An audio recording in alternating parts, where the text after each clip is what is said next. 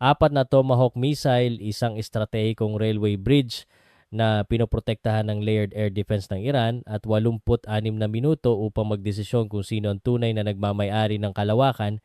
Buong pagmamalaking pinaniwalaan ng Tehran na ang kanilang Alim Passive Radar, Khordad 15 SAM system, F-14 Tomcat fighters at Cobra V-8 GPS spoofing units ay sapat na upang bumuo ng isang hindi matitinag na pader sa kalawakan. Subalit ang hindi napagtanto ng Iran, ang bawat reaksyon nila ay matagal nang nakalkula ng US Navy. Nang matapos ang labanan, ang mga kapangyarihang ipinagmamalaki ng Tehran bilang pambansang karangalan ay naging mga piyon lamang sa isang malaking plano na isinulat na ng Washington bago pa man may lumipad na kahit isang missile mula sa barko.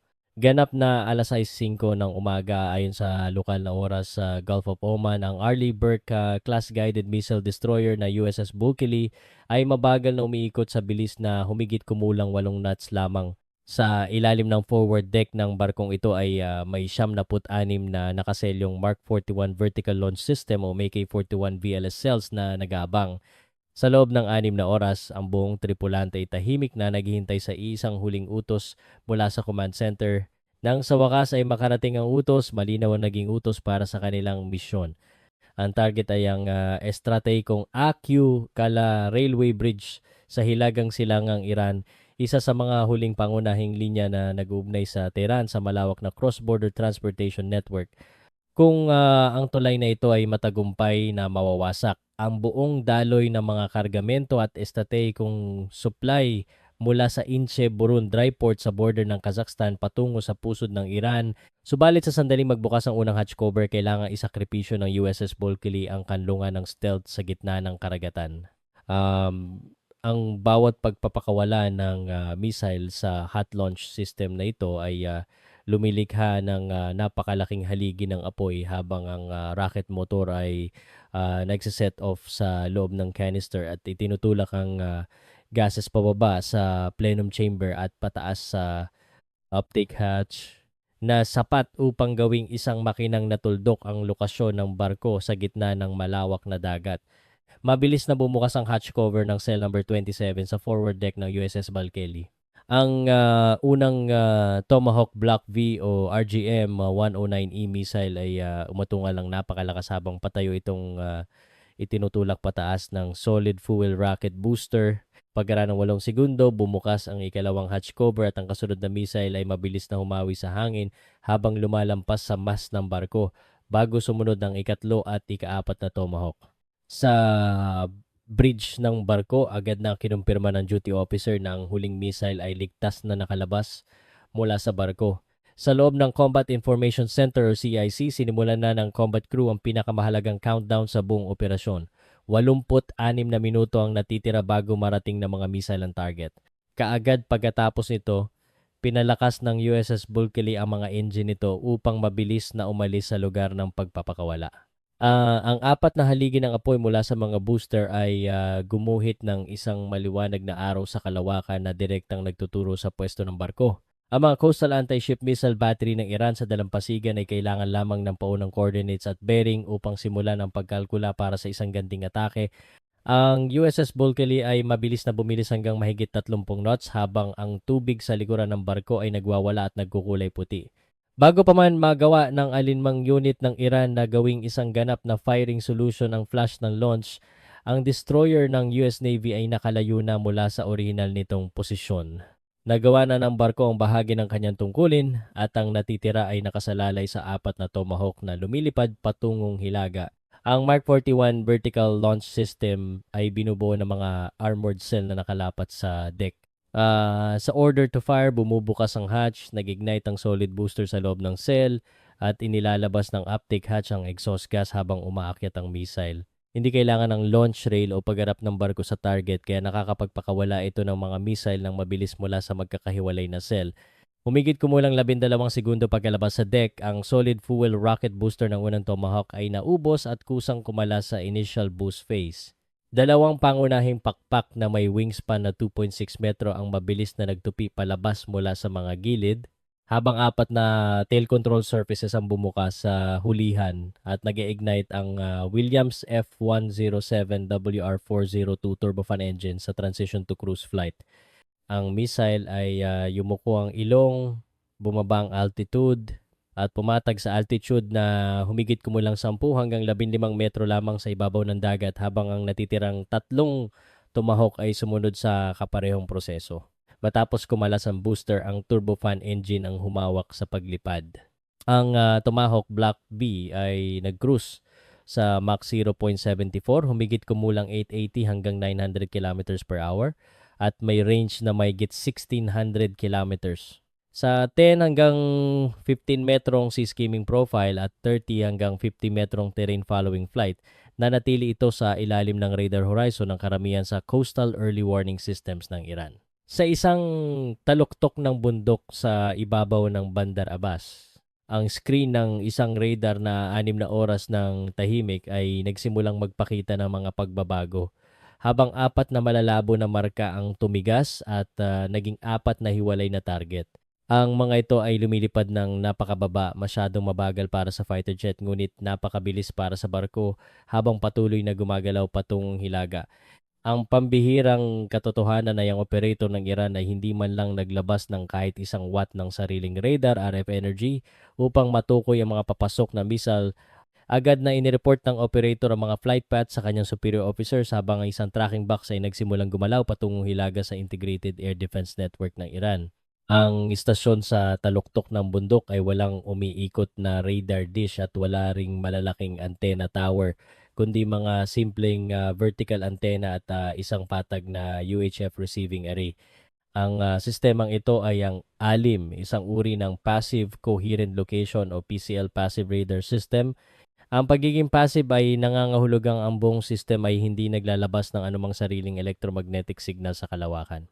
Ang ALIM ay tahimik na nakikinig sa mga commercial FM radio broadcast at VHF o UHF TV signals na nagsisilbing illuminators of opportunity. Sa pamamagitan ng direct reference antenna na nakatutok sa transmitter tower at surveillance antenna na nakatutok sa kalawakan, kinokalkula ng internal signal processor nito ang P-static time difference of arrival o TDOA at Doppler shift mula sa reflected waves ng bumabiyahing missile na nagbibigay ng TDOA at Doppler shift data na na-update humigit kumulang 1 beses bawat segundo. Dahil passive, hindi madaling punteryahin ang alim ng anti-radiation missiles tulad ng AGM-88 HARM. Ipinahayag ng Tehran na kaya nitong makakita ng low RCS target sa 200 hanggang 250 kilometers ngunit hindi ito independently verified para itong pagtukoy sa bangka sa pamamagitan ng mga alon sa tubig sa halip na direktang pagtingin dito. Ang 4 na Tomahawk ay walang kakayahang makatanggap ng babala na sila ay natukoy na sapagkat walang pilotong tao at wala ring radar warning receiver tulad ng sa man combat aircraft. Subalit ang ALIM passive radar ay nakakapagbigay lamang na isang malaking tracking box na may sakop na ilang kilometro at pangkalahatang bearing na walang millimeter level accuracy para sa direct missile guidance. Upang makapagpakawala ng interceptor, kailangan magbukas ng isa pang air defense battery ng kanilang active radar at bumuo ng firing solution. Ganap na alas 6:17 umaga, ang NAJM 802 phase array fire control radar panel sa isang launcher vehicle ng Cordad 15 SAM battery ay mabilis na nagbago patungo sa active operation sa loob ng mas mababa sa 1 segundo. Ang active pencil beam ng radar ay direktang itinutok sa sektor na ibinigay ng ALIM at agad na lumitaw ang 4 na target sa kanilang system. Isang 2 yugtong Sayad 3 missile ang mabilis na pumutok palabas mula sa launch tube sa tabi ng radar patungo sa kalawakan. Ang Najmate 02 ang mobile surveillance at fire control unit ng Cordad 15. Gumagamit ito ng electronic beam steering kaya mabilis nitong naitutok ang signal sa bearing na ibinigay ng ALIM. Ayon sa Tehran, kaya nitong makakita ng aircraft o cruise missile sa 150 kilometers at stealth target sa mahigit 80 kilometers. Ngunit promotional claim lamang ito at hindi independent test result. Ang Sayad 3 ay isang 2 yugtong missile na lumilipad sa bilis na Mach 3 plus at may operational range na 120 kilometers. Hindi lamang ito basta umakyat sa isang altitude kundi ang computer ng Cordad 15 ay patuloy na nagkakalkula ng predicted intercept point ng 10 beses bawat segundo na maihahambing sa isang baseball player na naghahagis ng bola sa lugar kung saan pupunta ang runner. Bagamat ang kordad, 15 ay kayang mag-guide ng maraming missile ng sabay-sabay, kinailangan lamang nitong bumuo ng isang magandang pagkakatawan para sa interception. Ang pangunahing suliranin ay ang napiling intercept point ay matatagpuan sa ibabaw ng dagat na nagbibigay ng pinakamahirap na radar clutter condition para sa surface-to-air missile. Ang ibabaw ng tubig ay nagpapanumbalik ng waves na lumilikha ng multipath reflection at clutter, kaya ang warhead na lumilipad sa Mach 3 Plus ay madaling mawalan ng lock sa target na nasa 10 hanggang 15 metrong altitude. Habang ang tatlong Tomahawk ay nanatili sa ibabaw ng dagat, ang ikaapat na Tomahawk ay tumawid sa dalampasigan patungo sa bulubunduking lugar. Sa ilalim ng ilong ng Tomahawk ay may maliit na radar altimeter na patuloy na naglalabas ng signal pababa sa tubig upang panatilihin ang missile sa itinakdang altitude gamit ang tuloy-tuloy na feedback. Subalit sa paglitaw ng kalupaan, ang Tomahawk ay kailangang mag-switch sa nakastore na terrain contour profile upang umakyat sa mga dalisdis at panatilihin ang altitude na 30 hanggang 50 metro sa terrain following flight profile. Ang terrain transition boundary na ito mula 15 m patungong 45 m elevation ang pinakasensitibong sandali sa paglipad ng Tomahawk. Sa loob ng ilang segundo, kailangan itong umakyat sa ibabaw ng ridge bago bumaba sa kabilang bahagi na maihahambing sa isang sundalo na gumagapang sa magkabilang gilid ng bakod, ngunit obligadong ipakita ang katawan sa pag-akyat sa tuktok. Ang panandaliang pag-akyat na ito ang naglagay sa ikaapat na Tomahawk sa isang 11-second exposure window sa radar screen ng NAJM 802. Ang 11 segundo ay sapat na para sa phased array radar upang makakuha ng malinis na tracking solution. Ang Sayad 3 missile ay lumampas sa tuktok ng bundok sa bilis na mahigit Mach 3 at ang warhead nito ay sumabog sa tabi ng target na nagwasak sa Tomahawk bilang mga nagliliyab na labi na bumagsak sa dalistis. Sa radar screen ng Kordad 15, ang marka ng target ay nawala at ang opisyal na ulat ng matagumpay na interception ay pinasa pataas sa command structure ng Iran. Isang missile ang nabagsak ngunit 3 pa ang patuloy na lumilipad patungo sa target. Mabilis na inikot ng crew ng Kordad 15 ang radar beam upang hanapin ang natitirang 3 Tomahawk, subalit ang mga lagusan sa mga lambak ay mabilis na lumamon sa kanila sa pamamagitan ng terrain masking. Ang mismong heograpiya at kabundukan ng Iran ay naging likas na proteksyon para sa mga sandata ng Amerika. Ganap na alas 6:21 umaga, isang F-14 Tomcat ng IRIAF na nakabase sa Bandar Abbas Air Base ang nakatanggap ng utos para sa scrambled emergency takeoff matapos i-transfer ang tracking file mula sa ALIM radar. Sa Bandar Abbas, ang F-14 ay mabilis na umalis sa runway, humigit kumulang 5 minuto pagkatanggap ng utos at iniliko ang ilong patungong Hilaga. Sa headset ng piloto, ang ground controller ay nagbasa ng data, 3 target sa bearing 350 degrees, lumilipad ng napakabaya sa ibabaw ng lupa. Mabilis na ibinaba ng piloto ang anggulo ng kanyang radar antenna patungo sa mga bulubunduking rehiyon sa ibaba. Ang AWG-9 radar sa ilong ng F-14 ay isang teknolohiya ng Amerika mula pa noong 1970s na ibinigay bago ang revolusyon, kung saan ang Tehran ay nagmamanufacture ng sariling ekstrang piyesa upang mapanatili itong gumagana. Ang kayahang nagpasikat sa AWG-9 ay ang pulse Doppler look down at shoot down capability nito laban sa mga mababang target. Ginagamit ng AWG-9 ang pulse Doppler effect upang ihiwalay ang gumagalaw na target mula sa ground clutter. Bagamat kaya nitong makakita ng fighter aircraft sa mahigit 160 kilometers, lubhang bumababa ang effective range laban sa cruise missile na may radar cross-section na humigit kumulang 0.05 square meters dahil ubos na ang AIM, 5-4 Phoenix inventory, FACOR 90 hybrid missiles ang dala ng F-14. Ang 450 kilogram missile na batay sa Phoenix at MIM 23 Hawk ay ginawa para sa high altitude engagement sa Mach 4 hanggang Mach 5. Ngunit bumababa ang range nito mula 150 kilometers patungong mas mababa sa 30 hanggang 40 kilometers sa mababang altitude dahil sa atmospheric drag. Pinalakas ng piloto ang thrust habang ang tail chase intercept ay nagsimula, ngunit ang nangungunang Tomahawk ay agad na kumiling ayon sa kalupaan at dumausto sa loob ng kanyon upang mawala sa screen ng AWG-9. Nakuha muli ng F-14 ang marka pagkaraan ng dalawang lambak, ngunit ang Tomahawk ay mas malayo na kumpara sa dati. Ang paghabol mula sa likuran ay isang mahirap na kalkulasyon dahil sa normal cruise speed gamit ang Pratt Whitney TF30 engines.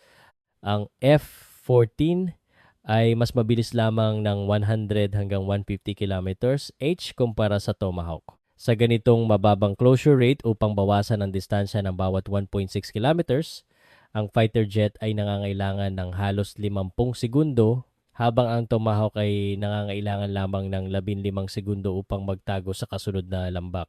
Maaaring gamitin ng piloto ang afterburner upang pataasin ang bilis, ngunit ang mga engine ay gagamit ng panggatong ng maraming beses na mas mabilis habang ang Bandar Abbas ay malayo na sa likuran. Sa kabila nito, pinindot pa rin ng piloto ang afterburner at ang F-14 ay mabilis na umakyat. Upang makapagpakawala ng FACOR 90 missile, kailangan ng AWG 9 radar ng continuous radar lock-on sa loob ng humigit kumulang 15 segundo. Subalit ang kabundukan ng Iran ay nagbibigay lamang ng 9 na segundong visibility window sa bawat pagkakataon. Sa malalalim na lambak sa harapan, ang satellite coordinates sa loob ng dalawang nakaligtas na Tomahawk ay nagsimulang magbago at lumiis ng ilang metro patungong silangan. Ang piloto ay may kamalayan lamang sa kanyang fuel gauge habang dalawang magkaibang oras ang tumatakbo. Pagkaraan ng paghabol sa layong 100 km sa kabundukan, ang fuel gauge ng F-14 ang gumawa ng pinal na desisyon at ang fighter jet ay napilitang itigil ang paghabol at bumalik sa base. Ganap na alas sa 6:50 ng umaga, pagkaraan ng 41 minutong paglipad, ang tatlong Tomahawk ay tumawid sa gitnang rehiyon ng Iran habang ang F-14 ay bumalik na buo ang mga missile, ngunit halos patak na lamang ang gasolina. Inilabas ng Tehran ang kanilang interceptor aircraft, ngunit ang heograpiya at limitasyon sa gasolina ang humadlang upang makabuo ng sapat na radar lock duration. Samantala, ang positional error ng mga Tomahawk ay lumaki na mula sa ilang metro patungo sa ilang daang metro dahil sa Cobra V8 GPS spoofing system na ipinadala ng Iran. Ang transmitter nito ay nakatago sa tabi ng provincial road gamit ang isang trailer vehicle antenna mast at dish antenna na nakatutok sa kalawakan. Ang tunay na GPS RF signal mula sa MEO satellites ay napakahina pagdating sa lupa, na mas mababa sa fraction ng microwatt. Kaya ang ground-based transmitter ay kailangan lamang maglabas ng mas malakas na peking signal sa kaparehong frequency. Ang GPS receiver ay karaniwang tinatanggap ang signal na may pinakamalakas na signal strength. Ang Cobra V8 ay inihayag ng Tehran na may kakayahang mag-spoof sa layong mahigit 240 kilometers.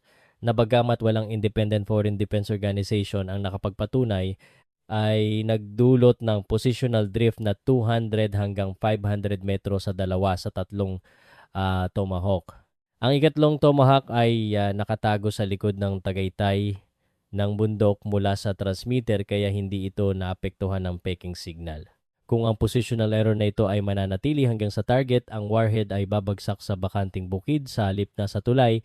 Subalit pagkaraan nito, ang dalawang missile na naapektuhan ay tumawid sa isang ridge sa Semnan province at sa loob lamang ng isang processing cycle, ang positional error na halos kalahating kilometro ay mabilis na naituwid ng walang ginagamit na bagong satellite signal. Ang sistemang gumawa ng pagtatamang ito ay ang radar altimeter sa ilalim ng ilong ng Tomahawk. Patuloy na sinusukat ng radar altimeter ang taas ng kalupaan at ikinukumpara ito ng onboard computer sa digitized elevation map. Kapag nag-match ang terrain profile, natutukoy ng Tomahawk ang posisyon nito nang hindi umaasa sa GPS. Ang mga checkpoint na to sa flight path ay nagbabalik sa halos zero ng positional error mula sa Inertial Navigation System o INS. Ang prosesong ito ay Terrain Contour Matching o TERCOM, ang teknolohiyang nagbibigay sa Tomahawk ng mataas na accuracy kahit walang GPS.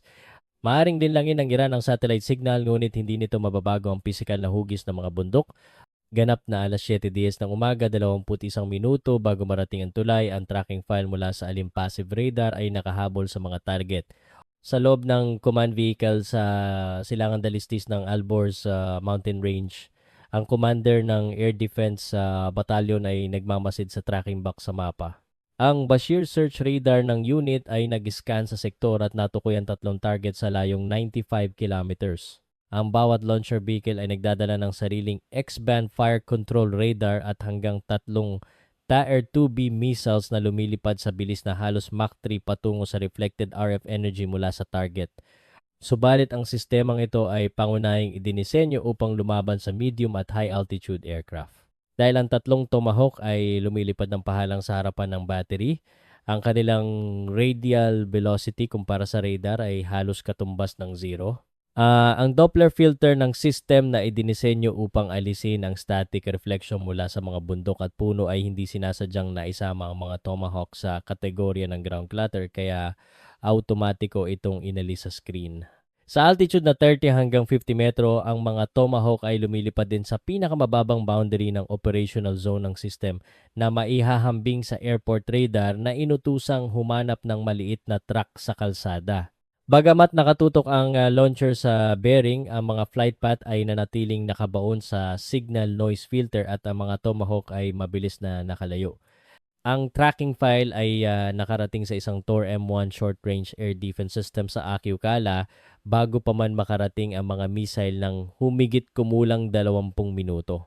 Ang Tor M1 o SA 15 Gauntlet ay ang iisang system na ipinadala ng Iran na idinisenyo para sa ganitong uri ng malapitang banta. Sa isang sementadong lugar na 4 na kilometro sa silangan ng Akiukala Railway Bridge, nakasara ang crew ng Tor M1 sa loob ng kanilang truck teller vehicle sa full combat readiness status. Ang babala mula sa IRGC Air Defense Headquarters sa Tehran ay nagsaad na 3 cruise missile ang lumalapit mula sa hilagang kanluran sa napakababang altitude. Ganap na alas 7:29 ng umaga, ang 3D Target Acquisition Radar ng Tor M1 ay nakatukoy sa 3 target sa layong 22 kilometers at altitude na mas mababa sa 90 meters kung saan may 70 segundo na lamang bago marating ang tulay. Pumili ang commander ng target sa gitna at naglabas ng utos na magpaputok. Isang 9M331 missile ang pumutok patayo mula sa isa sa 8 launch tubes at kumiling patungong hilagang silangang. Ang Tor M1 ay isang point defense system na pinagsasama ang target acquisition radar, K-band fire control radar at 8 interceptor sa iisang armored track vehicle. Gumagamit ang 9M331 ng command to line of sight guidance sabay na tinatrack ng ground radar ang target at interceptor habang nagpapadala ng guidance commands. Umaabot ito sa Mach 2.5 plus. May range na mahigit 12 kilometers at minimum engagement altitude na 10 metro sapat laban sa Tomahawk na lumilipad sa 30 hanggang 50 metro. Ang 15 kilogram high explosive fragmentation warhead nito ay gumagana tulad ng remote-controlled shotgun blast kung saan ang vehicle sa lupa ang gumagawa ng kalkulasyon. Sa loob ng 10 segundong flight time, ang warhead ng 9M331 ay sumabog sa tabi ng Tomahawk sa gitna at naitala ng Iran ang kanilang ikalawang matagumpay na interception. Subalit ang 2 Tomahawk sa magkabilang gilid ay patuloy na lumipad sa kanilang flight path. Isang dambuhalang blast wave at mga fragment mula sa sumabog na Tomahawk ang tumama sa buntot ng kasunod na Tomahawk sa likuran na nagtulak dito ng 180 meters mula sa orihinal nitong flight path ngunit na natiling buo ang katawan. Bago pa man maipiit ng Tor M1 tracking radar ang antena patungo sa 2 natitirang missile, ang mga ito ay pumasok na sa loob ng minimum engagement distance at nawala sa likuran ng battery. Ang fire control radar sa turret ay may kakayahang tumutok lamang sa iisang direksyon sa bawat pagkakataon upang itrack ang target at i-guide ang missile. Pinili ng Tor M1 crew ang target sa gitna dahil iyon ang may pinakamalinis na intercept solution. Hindi na sapat ang natitirang oras upang habulin ang 2 missile sa magkabilang gilid na itumba ng huling linya ng depensa ng Iran ang isa, ngunit nakalusot ang 2. Isama na ng US planners sa salvo equation ang posibilidad na maharang ng layered defense ng Iran ang hanggang kalahati ng papasok na missiles. Kaya 4 na Tomahawk ang ipinadala sa halip na 2 upang matiyak na may sapat na bilang na makarating sa target. Hindi kailangang makalusot ang lahat ng 4. Ang layunin ay ubusin ang bawat pagkakataon ng Iran na mag-intercept hanggang manatili ang 2 Tomahawk sa huling minuto. 1 minuto na lamang ang layo ng mga ito mula sa Akiukala Railway Bridge. Sa kanlurang bahagi ng Akwala, ang 2 Tomahawk ay nagbukas ng optical window sa ilalim ng kanilang katawan. Ang nangungunang Tomahawk ay gumawa ng flight adjustment patungo sa bagong flight path matapos makakita ng mga palatandaan sa lupa tulad ng kurba ng ilog, T-junction sa kalsada at mga lagusan patungo sa tulay. Ang optical glass window sa ilalim ng ilong ay bahagi ng Digital Scene Matching Area Correlator o DSMA Key Terminal Guidance System. Sa huling 6 na kilometro patungo sa target, ang Tomahawk ay tumitigil sa pagdepende sa mga mapa at nagsisimulang mag-observe gamit ang downward-looking optical at infrared camera. Ang internal computer ay nagkukumpara sa mga nakikitang larawan sa high-resolution satellite reference images na na-load bago ang pagpapakawala. At sa bawat matagumpay na visual match, ang posisyon ng missile ay tinutuwid sa isang circular error probable o CEP na mas mababa sa 10 metro. Kung sakaling walang mahanap na match, ang Tomahawk ay magpapatuloy batay sa kalkulasyon ng INS system. Ang nangungunang Tomahawk ay nakakuha ng 100% visual match sa layong mahigit 6 na kilometro at pumatag sa flight path nito patungo sa gitnang span ng tulay. Ang kasunod na Tomahawk ay nagdadala pa rin ng 180-meter positional deviation dahil sa blast wave ng Tor M1. Kaya ang camera nito ay nakakakita ng tamang rehiyon ngunit mula sa anggulo na hindi nagmamatch sa reference image. Ang unang matagumpay na DESMAC match para sa ikalawang missile ay lumitaw lamang nang ito ay mas mababa sa 2 kilometro na lamang ang layo na sapat upang itama ang left-right drift ngunit kulang sa altitude at oras upang ipantay ang landing point sa ibabaw ng tulay.